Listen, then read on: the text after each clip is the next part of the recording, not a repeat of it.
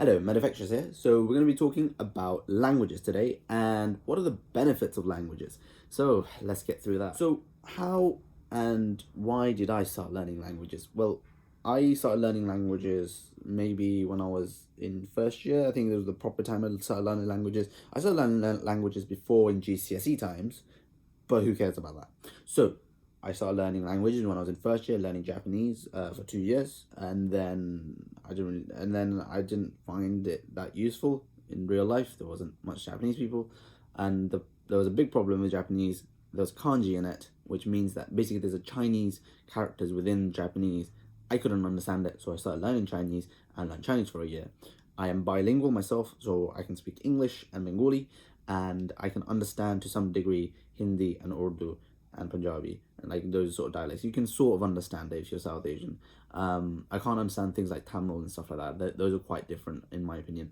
I just can't understand those. But Hindi and Urdu and Bengali are quite similar, so I can understand those things. So that's my history of learning languages. Not the most extensive, but it is what it is. I'm not going to talk about today about how to learn languages, just what are the benefits I found of learning languages. So number one, the biggest benefit you're gonna find is medically, it will help you a lot. If you are bilingual already, you've got a head start. You know, your brain is gonna be brilliant for when you're like 60 or 70 or older. You know, you're reducing your chances of getting dementia. You're increasing your hippocampus. Sorry, yeah, your hippocampus. So your long-term memory is a lot better.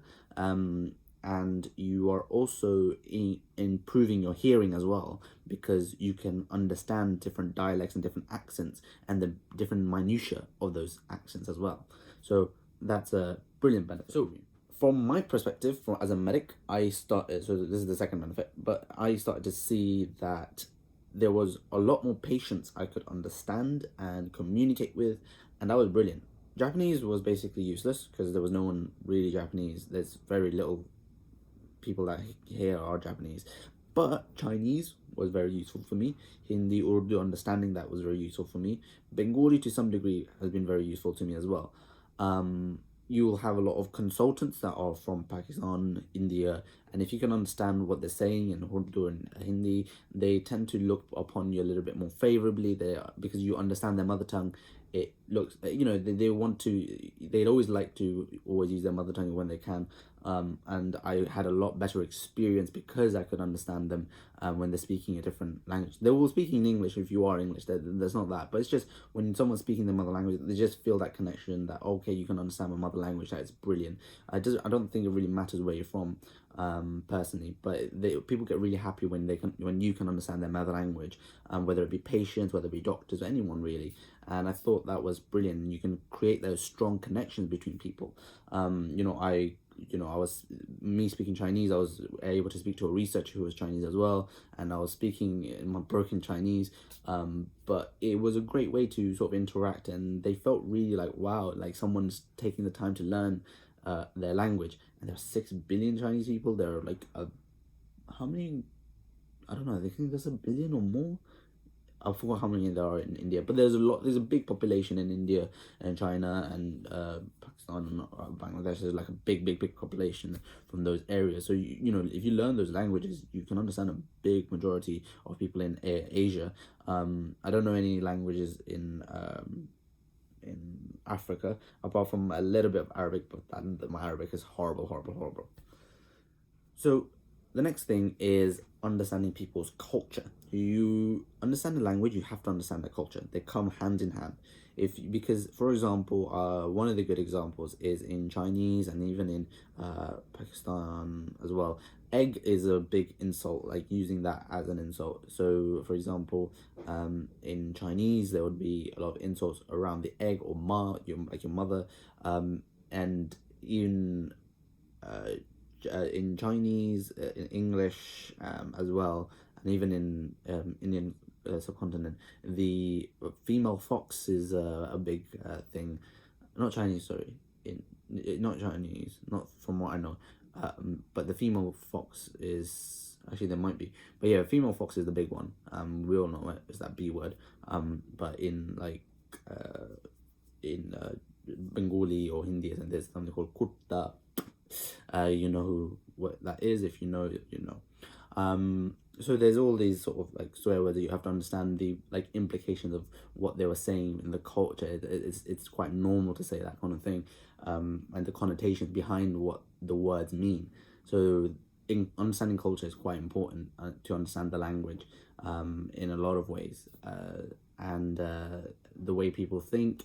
That maybe there's a very patriarchal way of thinking, and you'll see that in the Chinese language, very patriarchal in the way that the language is made. So you can tell. So that's quite interesting. You need to understand the culture to understand the language. So there is in medicine something called, I mean, not in medicine, in just general words, it's called etymology, and I really found that to be amazing to understand. Understanding the root words and how words came to be is quite interesting. For example, like a lot of words are Latin or Greek derived, or yeah, those are the main ones. In English, I mean, there are some French words as well, but it's quite interesting to see how our language, even, well, I say our language, I mean how English formed. It's great, like you find out how, like, for example, pyromania, like, pyro, like fire, all that kind of thing. It's just, you can break out words and you understand the meaning behind it, and that really helped me out when understanding anatomy. A lot of the anatomical terms are in like sort of Latin derived, so you can understand things a lot better if you can understand the Latin behind the word that was used. So I think that if you can learn a little bit of the etymology, it can really help you out in medicine as well. So, and that really made me appreciate it, well, because I was been learning languages. The other thing I started to realize is the way I think changed as well. So I saw this video by someone called Matt versus Japan. If you watch it, he's a YouTuber and he explains this concept really well. So I'll try to summarize what he said. Essentially, we don't think in language, we think in concepts. So that means that when we are thinking about doing something, we first think about doing that thing, and then we think about it in the language to say that thing.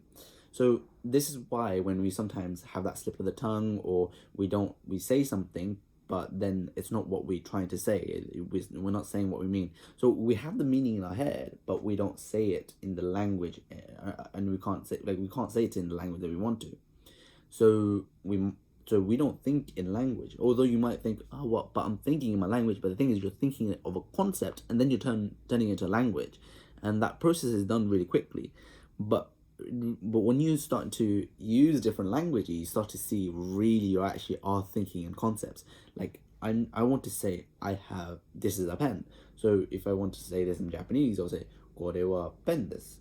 Or if I want to say it in Bengali, it's a column. So this is a column, a pen. I forgot how to say pen in Chinese. Sorry. But yeah, those are the things that you can see that you're thinking about things in concepts rather than in a language. This is why, for example, translating words is quite difficult, because you're taking a concept. If you can translate a concept to all the different languages, that would be easy. But you're not. What you're doing is taking someone's language, which might have a very different structure. For example, between Japanese and English, the structures are very different. For example, in English, we use subject, verb, verb, object. So we say I am running, whereas in Japanese they will use subject, object, verb. So they will use the verb at the end. So that changes things and makes translation a lot more difficult. So that's quite interesting to understand, and that we are not, able to really think in languages, and we can't. And translating between languages is quite difficult. What we are actually doing when we're translating from one to another is we're translating a word or a sentence. We turn that sentence into a concept. So when I'm translating of something, and even other translators might know this, is you're taking a word or a sentence, you're taking the concepts of that sentence or word, and then you're then converting it into the other language. That's how it works. It's not like you take a language and you get from one language to another.